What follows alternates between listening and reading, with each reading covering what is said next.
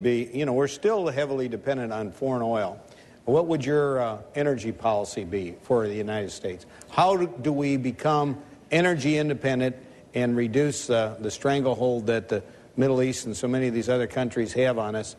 And how quickly do you think we could become energy independent? I think we would be energy independent much more rapidly if we abolished the Department of Energy, which has failed totally for over 30 years, fundamentally reformed the Bureau of Land Management, fundamentally reformed the Department of the Interior, adopted a policy that said pretty straightforward, this country has more total energy than any other country in the world.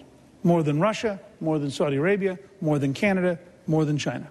Massively more. Here in Iowa, 20% of the electricity comes from wind. Right. Okay, I voted for gasohol in 1984. I voted when Ronald Reagan signed it, and we did it deliberately. We decided that it was better for money to go to Iowa than to Iran, better for money to go to Saudi Arabia, to South Dakota than to Saudi Arabia.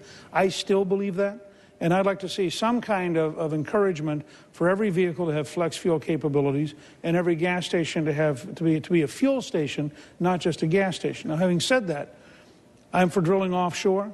I am for the development of natural gas. I am for the use of coal, and I would encourage the development of green coal, carbon sequestration, using that for tertiary recovery in the oil fields. You look at Alaska. You don't have to get tied down in a fight over ANWR. We own 69% of Alaska. That's 1.5 Texases. I said this the other day to Governor Perry. Said, I don't want to offend you, but Alaska is more than twice the size of Texas. If you set aside half of Texas, you said to the environmentalists, you get to take half of Texas and Alaska. Tell us the half you love most. That leaves you a state area the size of the state of Texas to develop. Largest coal reserve in the United States is in Alaska. The Chukchi Sea, not ANWR, the Chukchi Sea off Alaska has as much oil and gas as the Gulf of Mexico.